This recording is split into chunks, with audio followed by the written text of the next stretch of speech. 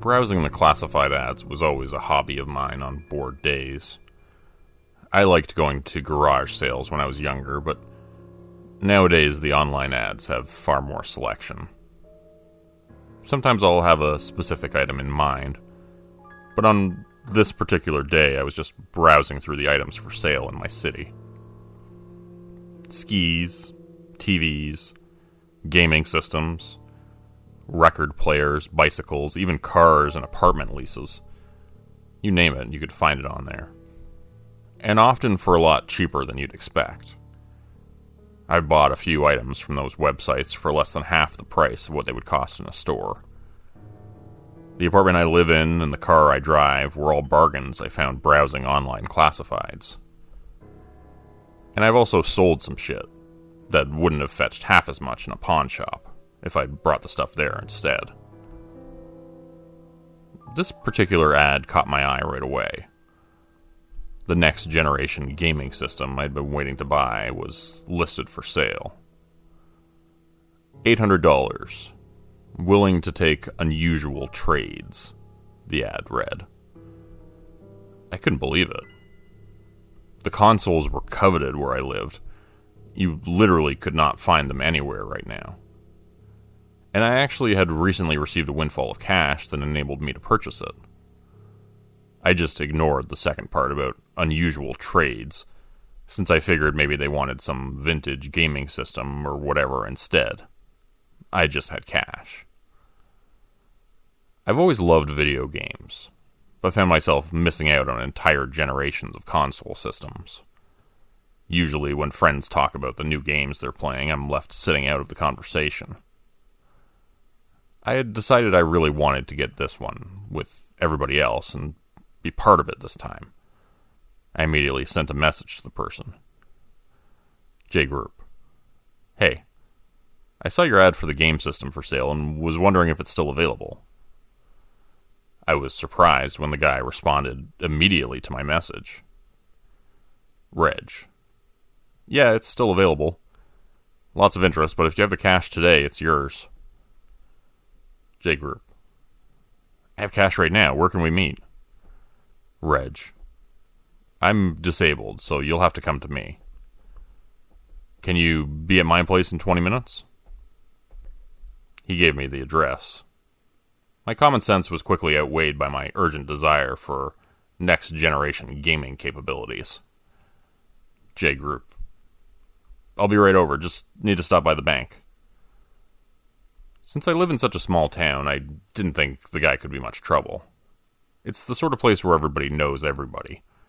And although I had previously been very cautious about these sorts of things, after doing transactions on the website multiple times, I had grown sure of myself, and less concerned with the potential problems.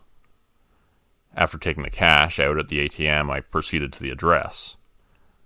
It was a little ways past the city limits, and I saw farmers' fields along the way, where crops had been harvested and freshly fallen snow was accumulating between the rows. I turned onto a side road, and then another side road, this one gravel and no longer paved. It was late afternoon by that point, and the sun was already beginning to glow orange as it made its descent towards the horizon. The gravel road went on for a while, and I double-checked my GPS. It was coming up soon, and I slowed down to read the number on the blue address sign out front by the road at the end of the driveway. This was it. Pulling the car over to the side of the road, I got out. Something occurred to me, and I pulled out my phone and sent a quick text to a friend saying I would check back with them after going inside, sending them the address, remembering a bit of wisdom I had heard once. Then I walked up to the front door and knocked on it briskly. The man who answered was in a wheelchair, but I could tell he was tall and broad-shouldered, wearing a stained white tank top with hair poking out of the chest and armpits. A smell wafted out of dirty laundry and spoiled food. He didn't say anything, just waited for me to speak. Hey, I had talked to somebody named Reg about a console for sale. They said to come here to pick it up. Oh, right. Definitely. Yeah, come on in. His demeanor changed immediately from gruff and unwelcoming to friendly and jovial. He had a warm grin which he disarmed me with when I was about to rebuff his invitation inside. Sure. He closed the door behind me and locked it. Wheeling back towards the kitchen, he waved at me to follow him. You got here just in time.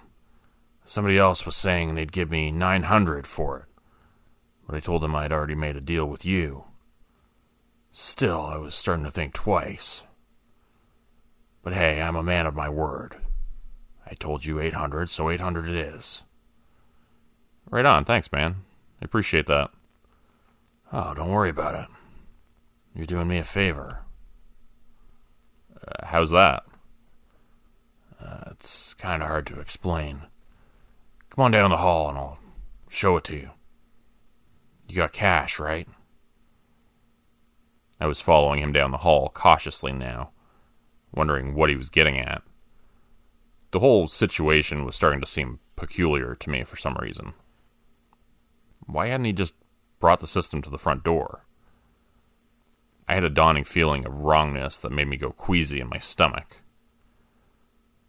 As he entered the room at the end of the hall, I followed him, despite my better judgment. It's difficult sometimes to follow your instincts, but I'm beginning to realize it's usually the right thing to do.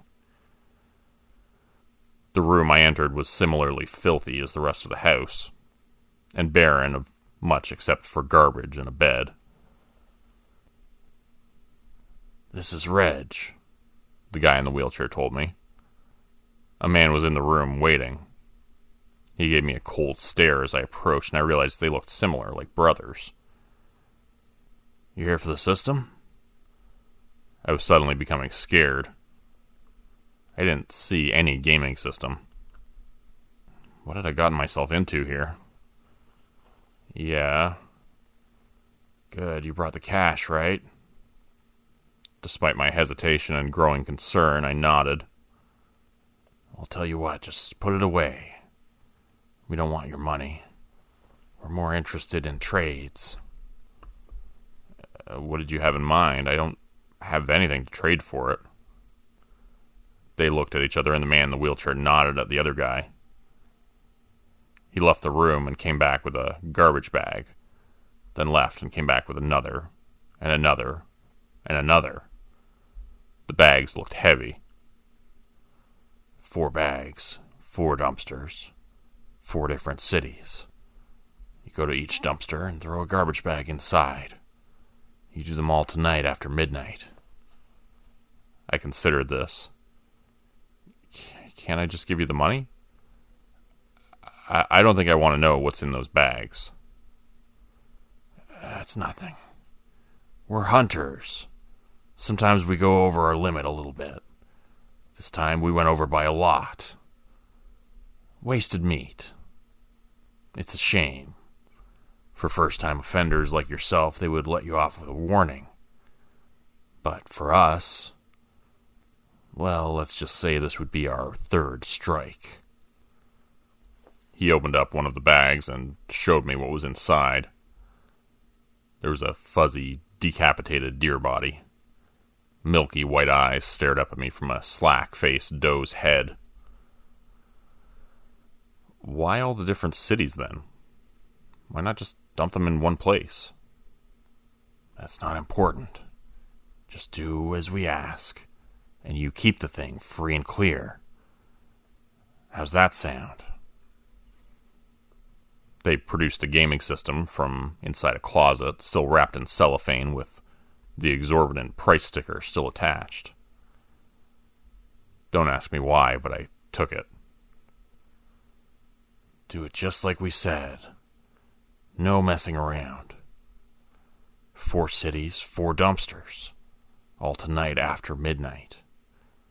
We'll know if you don't do it exactly like we told you. They told me to go wait in my car and pop the trunk. Then they proceeded to bring all 4 garbage bags out, and they put them in the back of my car. I could feel the weight of them causing the suspension to sag. It would be a relief to have them out of my car. I went home, and instead of playing with the new console like I'd been anticipating, I ended up putting it in a closet in my back room, nervously watching TV and doing seldom little else until midnight. At 12 on the dot, I got up and walked to the door on shaky legs. I nearly forgot my keys and wallet, remembering them just as I was about to walk out the door. The car smelled like spoiled meat and blood when I got inside. The coppery smell of coagulated body fluids permeated through it. If I got pulled over, the car would be searched for sure, I thought. I rolled down all the windows and started to drive. Part of me just wanted to dump all the bags in the first bin I came across, but I had a feeling that was a bad idea. Somehow, they would know.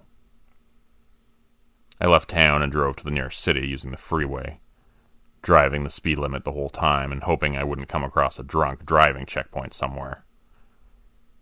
The first gas station I came across in Brantville had a green dumpster around the side of the building, in a shadowy area where I couldn't see any security cameras pointing. I parked the car next to the bin and hopped out to make my first drop-off. My heart was thumping hard in my chest as I grabbed the bag out of the trunk. It was so heavy I could barely lift it. The guys back at that house must have been strong as hell, I realized. Using all of my strength, I managed to get it over the lip of the dumpster and ran back to the driver's side door of my car and hopped in, speeding away like a criminal. Which I guess I technically was, since the sign on the dumpster said, "No dumping of household trash." Not that this was your typical household trash.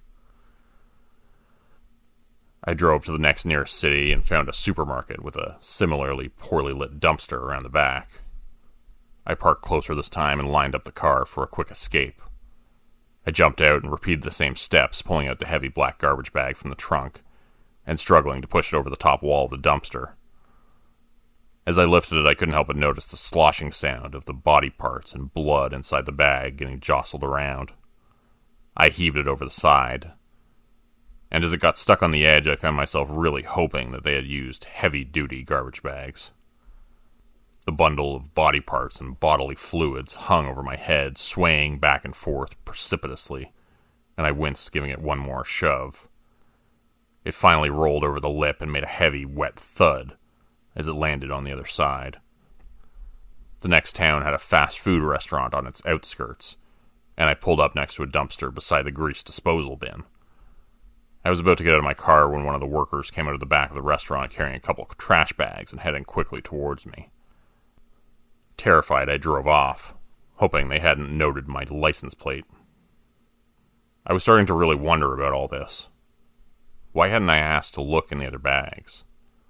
What if they weren't all dead deer, but some other dead things in those bags as well? I pictured dead people, hacked up hookers and dismembered men in suits, suddenly instead of the animal parts I'd seen in the bag at the house. Finally, I came across another building with a dumpster that looked safe.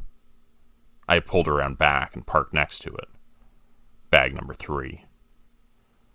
This garbage bin was behind a strip plaza, and the whole place was closed for the night. It was secluded, and I could tell I was alone, with little chance of anyone stumbling upon me back there. I went around to the trunk again. Opening it, I looked at the final 2 garbage bags. They were marked with a white X, which I hadn't noticed before when we were inside the house. Feeling emboldened by the privacy that the dimly lit parking lot afforded me, I opened up one of the garbage bags in the trunk and looked inside. I nearly fainted. My vision went shades of yellow, then red, and nearly black as it filled with spots. At the last second, I regained my focus and looked down again at the face staring at me from the garbage bag. It was no longer the whitened eyes of the doe, but the brown eyes of a man that stared up at me from inside the garbage bag. His face was covered in blood, but the resemblance was unmistakable. The face belonged to the man from the house. It was the exact same. But how was that possible? Terrified, I tied the bag up again and pulled it out from the trunk. I lifted it over the lip of the dumpster and pushed it in.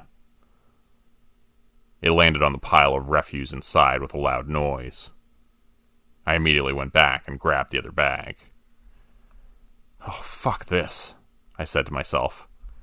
I just wanted to get rid of the bags at that point. I was terrified of being caught with a garbage bag full of human remains.